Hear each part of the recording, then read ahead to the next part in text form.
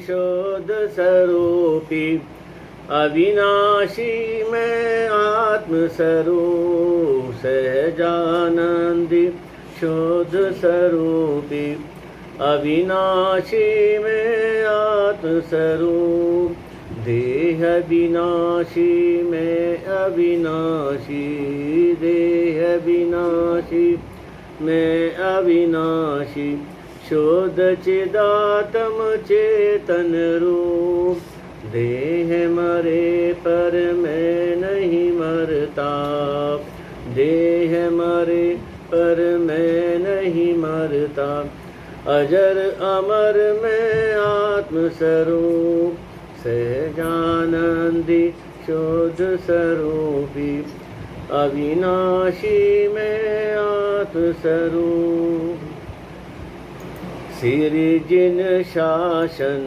गुरु नमो नानाविध सुख का आत्महित उपदेश ते करे मंगलाचार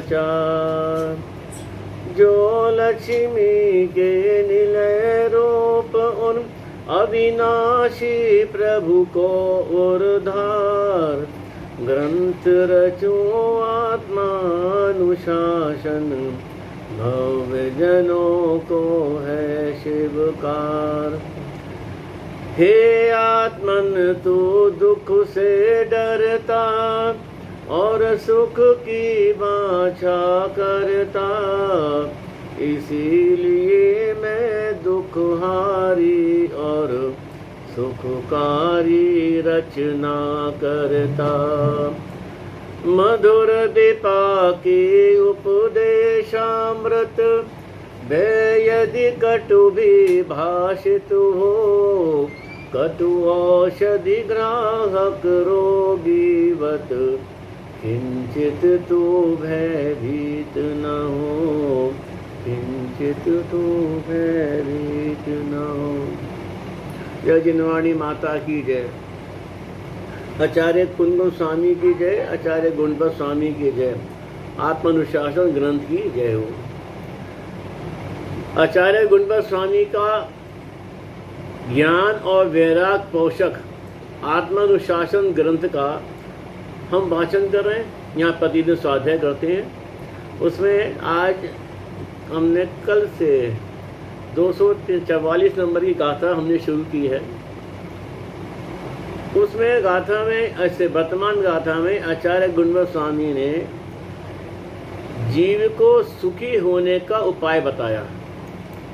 सुखी होने का मतलब जो अनादि काल से ये देह को आत्मा मानता हुआ उसमें एकद बुद्धि ममत बुद्धि अहम बुद्धि करता हुआ और अपने को चेतन स्वरूप मानता हुआ और अनादि काल से उसके राग देश के कारण कर्मों का बंधन करते हुए संसार में परिभ्रमण कर रहा है और महान कष्ट भोग रहा है। तो आचार्य देखो, आप अपना वॉल्यूम आपने पूरा खोला हुआ नहीं है, आप देखो सभी को आवाज सही आ रही है? बोले आप देखो आपकी आवाज का वॉल्यूम देखो आपका खुला है नहीं पूरा। तो कह रहा था मैं वर्तमान बात हो रही थी कि उनको आचार्य गुणवत स्वामी ने उन जीवों को जो अनादि काल से संसार में भ्रमण कर रहे हैं किसके कारण? अपने आत्म स्वरूप को नहीं जानने के कारण कि मैं देह से भिन्न अनादि निधन अखंड ज्ञान घन का पिंड चेतन आत्मा हूँ। ऐसी उसको श्रद्धा करना, उसको जानना और स्वरूप अनुभव करने के लिए आचार्य भगवान कहते हैं, हे जीव तुझे भेद विज्ञान करना होगा। भेद विज्ञान क्यों करना होगा? इसलिए करना होगा जिससे कि ये अपने को जाने कि मैं वास्तव में हूँ कौन। तो जब तक जीव को अपने अनादि निधन अखंड ज्ञान घन स्वरूप चैतन्य आत्मा प्रतिभाषित नहीं होगा, काय में? शब्दों में नहीं, श्रद्धान में। श्रद्धान में, उसके बिल्कुल अंतरंग में, जैसे इसको शरीर को आजकल आत्मा मानता आ रहा है, इसके श्रद्धान में पड़ा हुआ है कि मैं तो ये शरीर नहीं है, मैं चेतन स्वरूप हूँ, ये शरीर चेतन स्वरूप है। ऐसा उसका श्रद्धान अनादि काल से बना हुआ है। तो ऐसा वो खाली जानकर नहीं, उसको अपने अंतरंग में श्रद्धान को लेकर, और फिर वो श्रद्धान को लेकर क्या करना, कैसे भेद करना कि मैं ध्येय नहीं, मैं तो ध्येय तो पर है, और मैं तो ध्येय से अत्यंत भिन्न, मैं तो ज्ञायक स्वभावी अनादि निधन अखंड चैतन्य स्वरूप भगवान आत्मा हूँ। तो ये तो जड़ जो है, तो उसके लिए आचार्य कह रहे हैं इसमें भेद ज्ञान क्या करना है कि दोनों के स्वरूप को यथार्थ जानना होगा तुम्हें, कि शरीर का वास्तविक स्वरूप क्या है और आत्मा का स्वरूप क्या है। तो देह तो जड़ है, चेतना से रहित है, और कैसा है, मलिन पदार्थों से बना हुआ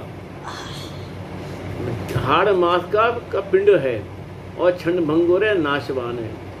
तो देह तो इसका स्वरूप तो इस प्रकार का है, महा अपवित्र है, महा अपवित्र। 9 मल द्वार से प्रति समय मल बहता है, 9 मल द्वार है ना, 2 कान, 2 आँखों, ये 2 नाक के नासिका के छेद, कितने हो गए 6, एक हमारी ये मुंह, जीभ हमारा ना मुंह 7, और 2 मल मूत्र के द्वार। तो 9 प्रकार से मल बहता इसी, तो ऐसा महान अपवित्र शरीर है। और मेरा जो चेतन आत्मा है उसका स्वरूप कैसा है, महापवित्र, सिद्ध भग स्वरूपी, ज्ञानानंद स्वरूपी, सहजानंद स्वरूपी, आनंद स्वरूपी, ज्ञान का आनंद का भंडार, शांति का झरना बह रहा है जिसके अंदर, ज्ञान की ज्योति प्रज्वलित है जिसके अंदर, ज्ञान का पिंड है, और शाश्वत है, अनादि से है, चला आ रहा है, वर्तमान में है, और अनंत काल तक रहेगा, इसका कभी नाश नहीं होगा। ऐसा मेरा स्वरूप है।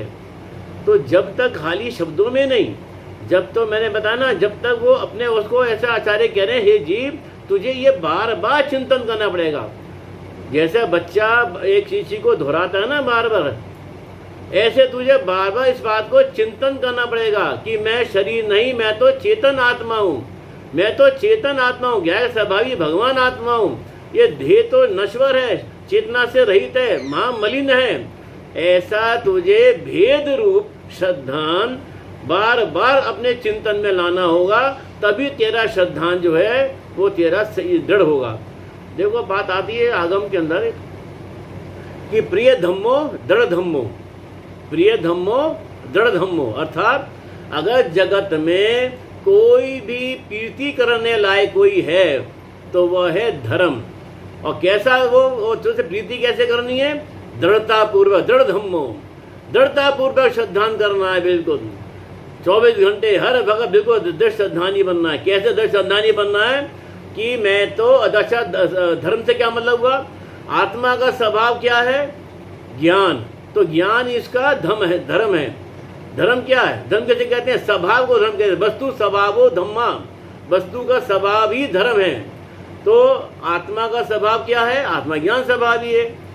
तो इस प्रकार का उसमें प्रीति करना, और कैसी प्रीति करना, दृढ़ता पूर्वक, कि रात को 2 बजे आप सो रहे हैं और कोई आपको जगाए, बोल बोल तू कौन है, और इसको नमस्कार कर, फला देवी देवता को नमस्कार, नहीं तो मैं तेरे को गोली मार दूंगा। तो कह के भले तू मुझे मार दे, किसको मारेगा, इस शरीर को मारेगा, जड़ शरीर को, तू इसका नाश कर सकता है, लेकिन इसमें रहने वाले जो मेरी चेतन आत्मा है उसका तू नाश नहीं कर पाएगा। जो मैं हूँ उसका तू नाश 3 लोक 3 काल में नहीं कर सकता, वो तेरे हाथ में है ही नहीं, तेरे हाथ में है ही नहीं। क्यों, आत्मा ना तो किसी शब्द से कटता है, न किसी पानी से गलता है, न किसी अग्नि से जलता है। आत्मा तो शाश्वत है, अखंड है, क्यों, अविनाशी है, अविकार है, अजर है, अमर है। तो वहां पे उन आचार्य कह रहे हैं कि तुझे दृढ़ संधानी बनना होगा, ऐसा दृढ़ संधानी बनना होगा जिससे कि हर भगत तुझे मैं तो चेतन आत्मा, मैं तो ज्ञायक हूँ, मैं ज्ञायक हूँ, मैं ज्ञायक हूँ, ऐसा ज्ञान ज्ञान ज्ञान। देखो आत्मा का बोध मैंने पहले बताया था आपको, आत्मा का बोध होता है ज्ञान से, आत्मा का बोध माने उसका पता लगना। आत्मा किसे कहते हैं?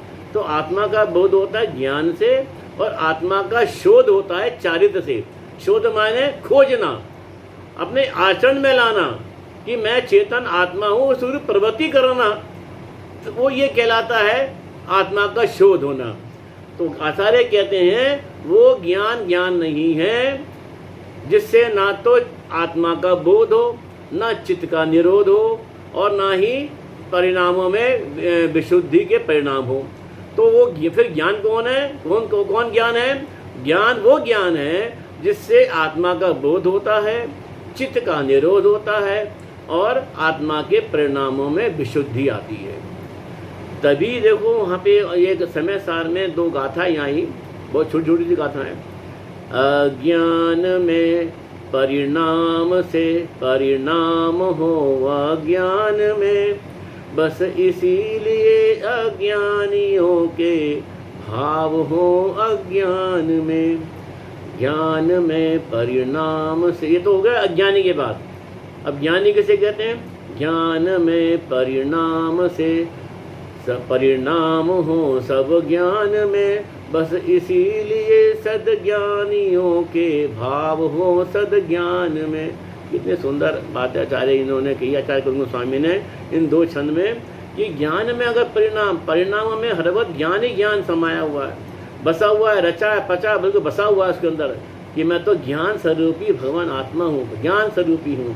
तो देखो कैसा उसको आनंद में, वो तो आनंद में झूला झूलेगा आनंद में। ऐसा जीव ना किसी उसके लिए कोई अनुकूलता है ना कोई प्रतिकूलता है, दोनों में वो समान दृष्टि रखता है, समता भाव धारण करता है। ठीक है ना। ये कब आएगा?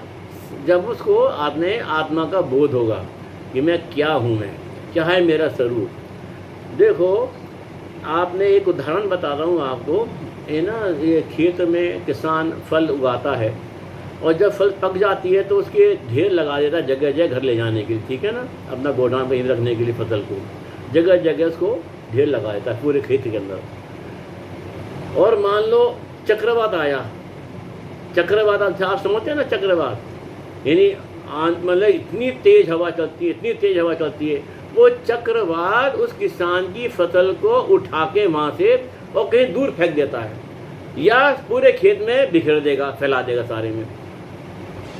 इसी प्रकार से, ये तो हो गया उदाहरण, इसी प्रकार से आचार्य भगवान कहते हैं, हे जी मिथ्यात का चक्रवात, हे जी भाई साहब सुनना जरा, मिथ्यात का चक्रवात तेरे सम्यक रूपी रतन को उड़ा के ले जाएगा, और कहाँ ले जाएगा? कहाँ ले जाके तुझे मारेगा? तुझे नरक निगो ले जाके पटक देगा तुझे, ठीक है ना। तो ये मिथ्यात जो है इसे हमें पिंड छुटाना है, इस मिथ्यात का हमें नाश करना है, मिथ्यात का अभाव करना है। इसी मिथ्यात और मोह के कारण, देखो मैं आपको रोज कहता हूँ मिथ्यात मिथ्यात, तो भाई साहब मैं इसलिए कहता हूँ बार बार, क्योंकि इसी मिथ्यात के कारण ही हम संसार में हमारा भ्रमण हो रहा है जी। आचार्य भगवान कहते हैं, जो हे जी तूने सारे काम किए, भगवान की पूजा की, प्रक्षाल किया, खूब भक्ति करी भगवान की, व्रत नियत संयम का पालन भी किया, स्वाध्याय भी करता है तू, लेकिन जो तूने आज तक तुझे करना चाहिए था वो काम तूने किया ही नहीं। उस देव शास्त्र की पूजा के माध्यम से तुझे फिर आगे तूने क्या करा ये तो बता। तो खाए तू पूजा पाठ में बस सिमट के रह गया, तूने अपने स्वरूप को जानने का क्या पुरुषार्थ किया बता जी। मेरा स्वरूप क्या है और मैं क्या मानता आ रहा हूँ अपने आप को, तूने इसके लिए तूने क्या करा पुरुषार्थ, क्या भेद विज्ञान किया, क्या तूने आत्मा का पुरुषार्थ किया, आत्मा को जानने का? नहीं किया इसने आज तक। अगर इसने जितनी प्रीति ये अपने उससे शरीर से करता है ना, अगर उतनी प्रीति इसने सच्चे देश गुरु से, जिनवाणी माता से उसका गहन अध्ययन किया होता, शास्त्राभ्यास तत्वाभ्यास किया होता, और अपनी आत्मा को जानने का गुरुओं की देशना को अंगीकार किया होता, उस शास्त्र में आए हुए उस आगम के तत्व को उसने अपना ग्रहण करके और स्वरूप प्रवृत्ति करता, अपनी आत्मा का खोज करता, अन्वेषणा करता, उसका आविष्कार करता, अपने में खोज करता कि मेरा चेतन आत्मा कहाँ है, बसता है, कहाँ है मेरा चेतन आत्मा। तो जो बात, तो अगर तू प्रीति करता अपनी आत्मा से, तो तू भवा, अगर तू अभी कर ले तो हे जी तू भवातीत हो जाएगा। क्या भवातीत माने? तू भव संसार से छूट जाएगा। देखो आज, टूट जाएंगे। हाँ जी, आज मैं इस बात को आप सभी के लिए और अच्छी तरह समझाने के लिए, बहुत सिंपल भाई, तो अब तो सारी आगम की बात हुई, आप सुनते आ रहे हो रोजाना। आज मैं एक बहुत छोटा सा उदाहरण देता हूँ आपको, और उस उदाहरण के माध्यम से एक भेद विज्ञान की बहुत सुंदर गाथा है। एक रूपक है। क्या है रूपक? एक शेर का बच्चा पैदा होते ही वो अपने परिवार से बिछड़ गया और भेड़ियों के झुंड में जाके शामिल हो गया। तो भेड़ियों ने उस शेर के बच्चे को खूब प्यार से पाला पोसा, खूब लालन पालन किया, खूब पोषण किया। अब उन भेड़ियों के बच्चे के साथ ये रात दिन खेलता कूदता, उधम मचाता, इधर उधर भागता, उनके तरह से शिकार करता, और सारा काम मतलब जो क्रिया वो करते थे भेड़िया के बच्चे, वही काम सारे वो करता था। यहाँ तक कि वो बोली भी वही बोलता था जो भेड़िया निकालते थे अपने मुंह से निकालते थे बात, क्योंकि जब वो जिसकी संगति में ही चले गए ना उनकी, तो जैसा बन गया वो। एक दिन एक बार क्या हुआ, उसी जंगल में जहाँ वो भेड़ियों का पूरा जहाँ निवास स्थान था, जहाँ वो रहते थे, तो वहाँ निकट एक ऊंचा पहाड़ था। तो एक दिन एक शेर वहाँ पर आया शिकार करने के लिए, और सबसे ऊंचा पहाड़ पे चढ़ के देखा उसने, वो शिकार ढूंढता है ना, तो वहाँ पहाड़ पे पहुँचा। तो पहाड़ पे जैसे उसने जोर की दहाड़ लगाई तो सारे भेड़िए भाग गए, सारे भेड़िए भागने लगे। उनके साथ को भागता देख के वो भेड़िए का बच्चा जो था, शेर का बच्चा था, वो भी भागने लगा। जब उसने एकदम से निगाह पड़ी उसकी शेर की, अरे अरे ये तो मेरी जाति का, ये तो शेर का बच्चा, ये क्यों भाग रहा है? तो उसने कहा अरे रुक रुक, उसको आवाज दी रुक जा, लेकिन उसने नहीं सुनी, वो भागता ही रहा। तब उसने क्या करा, शेर ने एक लंबी छलांग लगाई जोर से, और सीधा जाके उसको दबोच लिया। किसको? उस जो शेर के अपने बच्चे को, जो अपने को बढ़िया भेड़िया मानता था। अब वो जैसे पकड़ लिया उसने, तो वो रोने लगा और उसके पैर पकड़ लिए शेर के। अरे महाराज, आप तो जंगल के राजा हो, आप तो हमारे रक्षक हो, मेरी रक्षा करो, मैं तो अबूझ बालक हूँ, मैं दीन अनाथ हूँ, हे प्रभु मेरे को मेरी रक्षा करो, मुझे जाने दीजिए। तो बोले कि भैया कि तू जो है भेड़िया नहीं है, तू तो मेरे जैसा ही है, मेरी जाति का है। अरे तू देख तो सही, तू मेरी जाति का है, तू भेड़िया नहीं है, तू शेर का बच्चा है, तू शेर है। तो वो नहीं माना, बोले नहीं नहीं नहीं, मैं तो प्रभु, मैं तो दीन अनाथ हूँ, बहुत ही मैं तो अद्भुत बालक हूँ, और मेरे को मेरी प्राणों की आप रक्षा कीजिए, मुझे जाने दीजिए। तब वो उसको एकदम से ये पता, उसको सोचा, शेर ने सोचा कि अरे भैया ये तो अपने आप को भेड़ियों के बीच में रहकर, अपने आप को भेड़ियों के बीच में रहकर और अपने को भेड़िया मानने लगा है। तो उसको एक उपाय सोचा है, भी क्या करें, इससे कैसे अपने स्वरूप का बोध कराया जाए। तो उसे पकड़ के ले गया तालाब के पास, एक तालाब पे ले गया उसको, और तालाब में ले जाके उसने उसमें शेर ने झांका उस तालाब के अंदर, और बोला उससे, देख मेरा स्वरूप देख, मुझे देख। जैसे ही उसने भेड़िए के बच्चे ने उस तालाब में झांका, उसको शेर को देखा, और फिर कहा अब तू अपने को देख। तो जब उसने अपने को देखा, मिलान किया ना, अरे तो मैं तो इन जैसा ही हूँ, जो ये कह रहे थे वाकई में, ये तो मैं तो शेर का ही बच्चा हूँ, इन्हीं की जाति का हूँ मैं तो। और उसने सुनते समझ से जैसे ही उसको ये बोध हुआ, जैसे ही उसे ज्ञान हुआ कि मैं भेड़िया नहीं, मैं तो शेर हूँ, और उसने खूब जोर की दहाड़ लगाई उसने। तो ये तो हो गई कहानी, रूपक हो गया। लेकिन आप देखो कितना सुंदर ये भेद विज्ञान की का उपाय है, उदाहरण है ये, कितना सुंदर आचार्य ने उदाहरण दिया है। तो हे जी, वो यहाँ पे क्या कह रहे हैं, इसके माध्यम से उन्हें वस्तु तत्व को समझा दिया। ये कहानी मात्र नहीं है। अरे वो कह रहे हैं, आचार्य भगवान कह रहे हैं भाई करुणापूर्वक, ये जीव तू चैतन्य स्वरूप है, तू अनादि काल से अपने आप को शरीर रूप मानता आया है। तो अब इसको छोड़, इस शरीर की जो है मान्यता को छोड़, तू तो चैतन्य ही है, तू तेजन स्वरूप है। और भगवान से रोजाना तू जाता है मंदिर में, उन भगवान से भीख मांगता है ना, अरे भैया तू तो खुद भगवान है, अरे तू स्वयं भगवान है, किससे भीख मांग रहा है भाई, तू स्वयं ही भगवान है।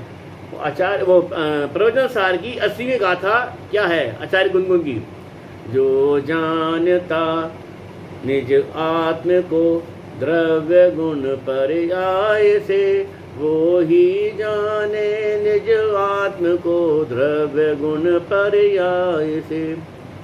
क्या कह रहे हैं, कि जो जानता भगवान को, जो जानता निज जिनको द्रव्य गुण पर्याय से, वो ही जाने निज आत्म को द्रव्य गुण पर्याय से। क्या कहना चाह रहे गुरु गोस्वामी इस गाथा में, कि जो अपनी आत्मा को द्रव्य से, गुण से और पर्याय से भगवान को देखकर जानता है, मिलान करता है, तो वो अपने स्वरूप की को श्रद्धा हो जाती है।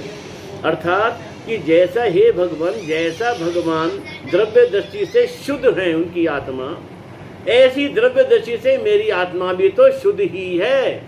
क्यों भाई साहब, मेरी आत्मा भी वर्तमान में, आज वर्तमान में ही है द्रव्य दृष्टि से, वर्तमान में तो आवृत है जी। हाँ सुनो, नहीं मैं कह रहा हूँ द्रव्य दृष्टि से, हाँ द्रव्य दृष्टि से, द्रव्य दृष्टि से मैं तो भगवान जैसा शुद्ध हुई, शुद्ध स्वरूप में भगवान जैसा बिल्कुल शुद्ध आत्मा हूँ।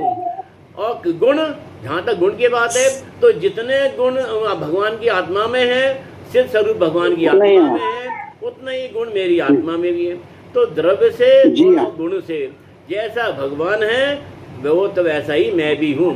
हाँ, अगर फर्क कहाँ पर है तो वह पर्याय में, कि पर्याय उनकी शुद्ध हो गई है, पर्याय से तो मुक्त हो गए, और मेरी पर्याय में मलिनता है, और मैं संसार में, इसी मलिनता के कारण मैं संसार में भ्रमण कर रहा हूँ। मेरी आत्मा के ऊपर कर्मों का आवरण पड़ा हुआ है, आवरण है। हाँ, इसकी वजह से मैं संसार में भ्रमण कर रहा हूँ। लेकिन द्रव्य दृष्टि से देखा जाए तो मेरा आत्मा भी भगवान जैसा सिद्ध स्वरूपी ही है। असल में बात क्या है कि आज तक हमने, हमारे माथे की लकीरें घिस गई, नाक की हड्डी टेढ़ी हो गई भगवान के आगे नाक रगड़ते हुए, लेकिन हमें अपने स्वरूप की श्रद्धा नहीं हुई आज तक। हमने तो वो श्रद्धा क्यों नहीं हुई? आचार्य भगवान कहते हैं भैया इसका एक कारण है, तूने भगवान के दर्शन किए कहाँ हैं? तूने आज तक भगवान के सच्चे वीतरागी सर्वज्ञ देव के तूने दर्शन ही नहीं किए। अगर तूने दर्शन किए होते तो तेरा ये भटकना बंद हो जाता, कभी का छूट जाता। तो बोले क्या, हम तो रोजाना दर्शन करते हैं, अरे हम तो पूजा भी करते हैं, 2-2 घंटे, 2.5 घंटे, 3 घंटे पूजा करते हैं, भक्ति करते हैं, चमर ढोते हैं भगवान के ऊपर, प्रचार करते हैं, उनका अभिषेक करते हैं। अरे भाई, इसको तो ये तो सारी भाई क्रियाएं हैं सारी। इन क्रियाओं को करना कोई निषेध नहीं है इनका, खूब करो, लेकिन इनके माध्यम से कि मैं तो हे प्रभु आप जैसा ही हूँ, लेकिन तू तो उनके आगे भीख मांगता है। काहे की? पंचेंद्रिय विषयों के भोग के साधन की। मेरा धन मुझे मिल जाए, मेरा पुत्र हो जाए, मेरा, वो कहता है भगवान आज मेरा सुप्रीम कोर्ट में केस है, जरा देख लेना। अरे भगवान देख लेंगे? अरे भगवान तो सीधा उसमें शिला में विराजमान है, अनंत सुख भोग रहे हैं, वो क्या दिया केस को निपटाने आएंगे क्या? तो ये इसकी भाषा क्या है? वो भीख मांग रहा है, जड़ पदार्थों की वैभव की भीख मांगता है। इसी कारण उसको आज तक भगवान के दर्शन नहीं किए, है ना। जिन दर्शन से निज दर्शन, है ना, जिन दर्शन से निज दर्शन, ये आज तक इसने किए ही नहीं, आज तक उसने किए ही नहीं। और भगवान की भक्ता पूजा भक्ति इसी में लगा रहा। तो पूजा भक्ति करना कोई वो तो कर, इसके अलावा नहीं तो करेगा क्या? ये तो करना ही करना है, खूब करना है, खूब भक्ति भाव से करना है। लेकिन भाई इसके आत्म कल्याण के लिए अपने को उस भगवान जैसा ही जानता, भगवान आत्मा है, ज्ञान का धनी है तू। तो इसलिए ये भेद विज्ञान का करने का इन्होंने उपाय से वर्तमान गाथा में भगवान आचार्य गुण गोस्वामी ने बताया है। देखिए, हम इतनी व्याख्या हो गई, मैंने ये आपको ये भी बता दिया, इसके रूप भी बता दिया भेद ज्ञान करने का, कि हमने आत्मदर्शन नहीं किया। मेरा कहने का मतलब है कि हमने आज तक आत्म का दर्शन नहीं किया। अगर आत्म है ना, वो देखो भजन मैं हमेशा बोलता हूँ मंदिर में, निरखो अंग अंग जिनवर के, जिनसे झलके शांति अपार। निरखो अंग अंग जिनवर के, जिनसे झलके शांति अपार। जाते पद्मासन विराजे, जिनवर झलके शांति अपार। निरखो अंग अंग जिनवर के, जिनसे झलके शांति अपार। तो ये कैसा है? अंतर्मुख मुद्रा हो, आखिरी शब्द सुना रहा हूँ मैं, क्योंकि भजन थोड़ा बड़ा है तो अंतर्मुख मोत्रा अहो निज आत्म तत्व दर्शा। भगवान की देखो अंतर्मुखी, भगवान अंतर्मुख है ना, नाटक दृष्टि। अंतर्मुख मोत्रा अहो निज आत्म तत्व दर्शाय। जिन दर्शन से निज दर्शन पा, जिन दर्शन से निज दर्शन पा। सतगुरुदेव शुभ कहाए याते पद्मासन विराजे। जिन वर झल के शांति अपा, वीर को अंग अंग जिन वर के, जिनसे झल के शांति अपा। तो भैया हम भगवान के दर्शन करने रोज जाते हैं, लेकिन हमने वाकई में आज तक दर्शन किए ही नहीं। अगर भगवान को देखकर, अपने उसको देखकर हमने खुद अपने आत्मा दर्शन किया होता, अपनी आत्मा की खोज की होती, अपने स्वरूप की पहचान करने का पुरुषार्थ किया होता, अपने को जानने का पुरुषार्थ किया होता, तो हमें अब तक सम्यक दर्शन की प्राप्ति हो जाती। सम्यक दर्शन की प्राप्ति होने का मतलब क्या है कि हम सम्यक दृष्टि होकर और नियम से कुछ ही भवों में इस संसार से छूट जाते हैं। संसार को सम्यक दर्शन मुक्ति का कारण है। आता है ना तत्व सूत्र में पहले सूत्र है, सम्यक दर्शन ज्ञान चारित्राणि मोक्ष मार्गा। इन्हीं रत्नत्रय की जो पूर्णता है वही मोक्ष मार्ग है। और सम्यक दर्शन क्या है? सम्यक दर्शन है तत्वा श्रद्धानम सम्यक दर्शनम। तत्वों का श्रद्धान ही सम्यक दर्शन है। ये तत्वा सूत्र का पहले अधिकार की 2 गाथा मैंने आपको बताई है। तो भैया इस प्रकार से वो आचार्य गुणवंत स्वामी ने इस गाथा के माध्यम से हम जीवों को हमारे कल्याण के लिए भेद विज्ञान करने का उपाय बताया है। अब मैं गाथा पढ़ रहा हूँ, यदि गाय की गाथा ना रह जाए, फिर इसकी आज थोड़ा सा व्याख्या करेंगे। आज देखो अगर टाइम नहीं है, मैं शायद अगर टाइम बचा, आज मैं आपको इस बात को, कुछ स्लाइड है मेरे पास स्लाइड, उस स्लाइड के माध्यम से मैं आपको ये भेद विज्ञान करने का और कर्मों से जो हमारा बंधन हो रहा है आत्मा के ऊपर, तो किस प्रकार का बंधन है, ये कुछ चित्रों के माध्यम से मैं आपको बताऊंगा। अगर आज मेरे को टाइम मिला तो आज हुआ, नहीं ख्याल में मिल नहीं पाएगा, तो वो चर्चा वो थोड़ी जल्दी हो जाएगी, उसके लिए टाइम चाहिएगा। फिर भी मैं आज कोशिश करता हूँ, नहीं तो कल देखेंगे। गाथा पढ़ता हूँ। पूर्व जन्म में जो जो वस्तु हुई बंध के कारण रूप, पर के प्रति अनुराग बुद्धि से किंतु लखा जब वस्तु स्वरूप। हुआ परम वैराग्य वही वस्तु हुए मुक्ति साधन। अहो अलौकिक कष्ट गम्य है विद्वानों का यह कौशल। कितनी सुंदर बात यहाँ पे आचार्य भगवान कह रहे हैं कि जो देखो ना, हमारे पूर्व जन्म में जो वस्तु हैं, जो ये बाह्य पदार्थ हैं, हमको कर्म बंधन का कारण बने। जिन जिन के कारण हमने उनके प्रति, वस्तुओं के प्रति राग किया, जड़ हो पदार्थ हो या चेतन पदार्थ हो, उनके जिन जिन पदार्थों के प्रति हमने राग किया, अनुराग बुद्धि किया ना, पर के प्रति अनुराग बुद्धि से, तो अनुराग बुद्धि हमने प्रीति करी, उसे ममत किया, अहम यानी एकत बुद्धि करी, अहम बुद्धि करी, कर्ता बुद्धि की, भोक्ता बुद्धि की, तो वो हमको कर्म का बंध का कारण बना और इसी के कारण हम संसार में भ्रमण कर रहे हैं। किंतु लखा जब वस्तु स्वरूप, लेकिन जैसे ही मैंने अपना स्वरूप को जाना, अपने स्वरूप को देखा, तो मैं तो धन्य हो गया, कर्तार्थ हो गया। हुआ परम वैराग, वही वस्तुएं हुए मुक्ति साधन। तो जिन जिन वस्तुओं के कारण मेरे को कर्म का बंधन होता था, आज वही वस्तुएं अब मेरे को मुक्ति का साधन बन गई हैं। हो अलौकिक कष्ट गम्य है विद्वानों का यह कौशल। तो कैसा अलौकिक है, तो ये कष्ट गम्य है क्या?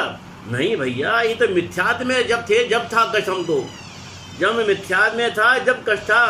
व्रती, एक व्रती आयित आदमी, व्रती जीव को, पंचम उठान व्रती को देखो कितना आनंद भोगता है, वो कितना सुख भोगता है। ऐसी 14 उठान वाला अविरत सम्यक दृष्टि, अविरत सम्यक दृष्टि जो है आनंद में ही आनंद में रहता है, वो आनंद ही आनंद भोगता है वो। पंचेंद्रिय देखो, 6 खंड का चक्रवर्ती, भरत चक्रवर्ती 6 खंड का अधिपति, 32,000 मुकुट पर राजा, उसके चरणों में हाथ जोड़े खड़े रहते थे। अक्षोहिणी सेना, 6 इतना अपार धन दौलत, 96,000 रानियाँ, अपार वैभव। क्या भैया उसके चक्रवर्ती के वैभव की तो क्या बात करें। इसके बावजूद भी वो कैसे रहते थे भरत जी हमारे?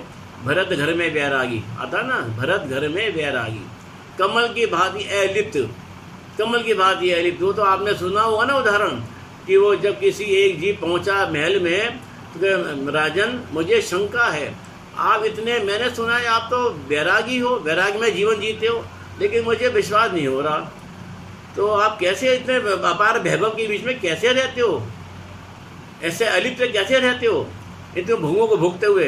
बोले ठीक है। उन्होंने कहा भैया एक कटोरे में तेल मंगाया बिल्कुल लबालब, और उसको कहा कि जा तू जो मेरे वैभव है ना, उसको कहा सिपाही को, जा उसको सारा मेरे वैभव दिखाओ, मेरे 96,000 रानियों की महल भी दिखाना। यदि वहाँ पे महल में कोई जाता नहीं, घुस नहीं सकता, लेकिन उसने कहा, भरत ने कहा इसको पूरा मेरा धन दौला अपार वैभव सब दिखाना, उसको चक्र भाई मेरा चक्र जो है ना, चक्र रतन सब दिखाना, उसको 9 निधियाँ है ना, 9 निधियाँ और 14 रतन सब दिखाना, उसको सारा दर्शन कराना, अपार धन दौलत सब दर्शन कराना।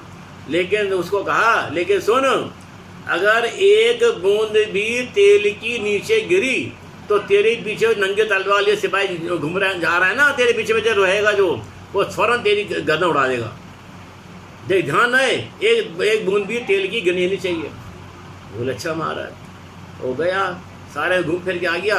हाँ भैया बोलो क्या देखा तुमने? महाराज मैंने तो मैं तो मेरी तो जो दृष्टि थी ना, मेरा तो सारा ध्यान था तेल के उस कटोरी पर था कि एक बूंद के तेल की न गिर जाए। मैं तो कुछ देखा ही नहीं मैंने तो भैया बस बोला ऐसे ही मैं अलिप्त रहता हूँ, मैं है ना, भोगों के बीच में रहता हूँ, जो भोग है तो मुझे दिखाई देते हैं, लेकिन मैं तो इनसे अभिन्न रहता हूँ, अलग रहता हूँ बिल्कुल। ये तो मुझे इस चक्रवर्ती होने के कारण, इस पदवी के कारण मुझे भोगने पड़ते हैं, मैं भोगता नहीं हूँ, मुझे भोगने पड़ते हैं। एक तो तन्मय होकर रसा स्वादन लेकर है ना, उनको भोगना, विषयों को भोगना, और एक मजबूरी में भोगना, दोनों में कितना महान अंतर है। अब पड़ोसी का बच्चा बीमार हो जाए और घर में कोई हो नहीं डॉक्टर के ले आने वाला अचानक, अब वो बेचारी पड़ोसन आए कि भाई साहब जरा अगर आपके पास टाइम हो तो देखो मेरे बच्चे को बहुत तेज बुखार हो रहा है, वो घर में है नहीं, जरा आप डॉक्टर को दिखा दो। बोले हाँ चलो। तो अब बताओ कि जितना उसको मोह है अपने बेटे से, उस स्त्री को, तो क्या वो मोह उस जाति का मोह उसको है क्या पड़ोसी को? नहीं है। वो तो एक पड़ोसी का कर्तव्य निभाने के लिए उसके साथ चला जाता है, ठीक है ना। ठीक इसी प्रकार से हमारा जो है 24 घंटे का जो राग है, जो राग बुद्धि है, मोह बुद्धि है, 24 घंटे इस शरीर पर ही, शरीर शरीर शरीर शरीर संबंधी हमारे क्या में खाना है, क्या पीना है। सुबह से उठ के सुबह 6 बजे हमारी आँख खुलती है 5 बजे, तो हमें क्या चाहिए? बैटरी चाहिए, बैटरी। बिना बैटरी के गुजारा ही नहीं है भाई साहब। हमारे में तो मेरे को बिना चाय का सड़ता ही नहीं है, मैं बिना चाय के रह नहीं सकता। भैया व्रत उपवास कर ले कुछ। अरे भाई साहब कहाँ के व्रत उपवास, मैं तो 24 घंटे मुझे तो कई बार खाना पड़ता है भाई साहब, क्या बताऊँ आपको। मैं नहीं रह सकता बिना किसी खाए पिए, भूखा नहीं रह सकता मैं। अब डॉक्टर कह दे कोई बीमारी हो जाए उसको, और डॉक्टर कह दे भैया तुम्हें सुबह जो चाय पीते हो चाय छोड़नी पड़ेगी। बोले हाँ डॉक्टर साहब, हाँ बिल्कुल जरूर। क्यों? वहाँ पे अब जान का खतरा है। उसे पता है कि अगर मैं चाय नहीं, मगर डॉक्टर की बात नहीं मानी तो मेरी जान चली जाएगी। तो वहाँ डॉक्टर की बात तो मानने को तैयार हो जाता है। उसने कहा तुझे जितने तू अभक्ष पदार्थ खाता है ना, बाजार की चीज़ें खाता है, सब छोड़ दे। चाउमीन पर ये जो क्या होता है, जितने भी चीज़ आती है बाजार की, है ना, ये सब छोड़ दे। बोल हाँ महाराज, हाँ डॉक्टर साहब, हाँ डॉक्टर साहब, सब छोड़ दूंगा, मैं सब छोड़ दूंगा। तो देखो डॉक्टर की बात पे तो हमको विश्वास है। ये हमारी देखो कैसी अज्ञानता है, कैसी इस देह के प्रति ममत भाव। देखो ना, इस देह के प्रति ममत भाव कर रहे हैं, वो सब कुछ करने को तैयार है। लेकिन जब आचार्य इसी बात को कहते हैं तू अभक्ष खाना छोड़ दे, तू जी में गंध खाना छोड़ दे, तू शराब पीना छोड़ दे, सब व्यसन का त्याग कर दे। अरे महाराज, हे प्रभु, हे महाराज, बस बहुत ही छोटा सा हल्का सा कोई नियम दिला दो मुझे दे दो कोई, वो भी निभाने की कोशिश करूँगा मैं। तो ये हमारी हालत है भैया। तो हमें आत्म कल्याण की हमें चिंता ही नहीं है, परवाह ही नहीं है। तो इसी कारण से भैया आचार्य गुरुमत स्वामी कह रहे हैं, अभी तो हमने अर्थ इसकी अर्थ में पढ़ देता हूँ, लेकिन इसकी व्याख्या कल में आपको देखो, कल जो है आप मैक्सिमम आप संख्या में आना, मैं कल आपको उसके चित्र के माध्यम से आपको कर्म बंधन का, देखो ये सब देख रहे हो आप, ये इन चित्रों के माध्यम से आपको बताऊंगा कि हमारा कर्म का बंधन किस प्रकार से हो रहा है, ये बताऊंगा आपको मैं, और कैसे हम इसको छूटें। और ये जो चित्र में बना हुआ है इसमें क्या क्या चीज़ है, क्या क्या बना हुआ है, ये सब ये कल मैं बताऊंगा आपको। भेद विज्ञान की कला है। चलिए बस अपनी वाणी को आज यही समाप्त करता हुआ कि हम सभी अपने आज से ही ये ऐसा अपना चिंतन बनाए, अपना निर्णय करें कि मैं तो शरीर से भिन्न चेतन आत्मा हूँ। अपने चेतन आत्मा को जानने का हम पुरुषार्थ करें, तभी हमारा आत्मकल्याण होगा। इसी शब्दों के साथ आज वाणी को विराम देता हुआ हम पढ़ते हैं। हम न मैं समय साराये सानुभू चकाशते चित्त स्वभावाये भावाये सर्वावंतरे चित्ते श्रुत ज्ञान से जो जानते हैं श्रुत केवल आत्मा श्रुत केवली उनको कहें ऋषिगण प्रकाशक लोक के जो सर्व श्रुत को जानते उनको कहें श्रुत केवली सब ज्ञान ही है आत्मा बस इसीलिए शुद्ध केवली। जय हो जिनवाणी माता की जय। जावानी के ज्ञान ते सूझे लोकालो मस्तक हे जिनवाणी भारती तो ही दपो दिन जो तेरी शरण गए जय हो जिनवाणी माता की जय। आचार्य गुंड स्वामी की जय। आचार्य गुंड स्वामी की जय। सभी को जय जिनेंद्र, जय जिनेंद्र, सबको जय, जय जिनेंद्र, सबको जय।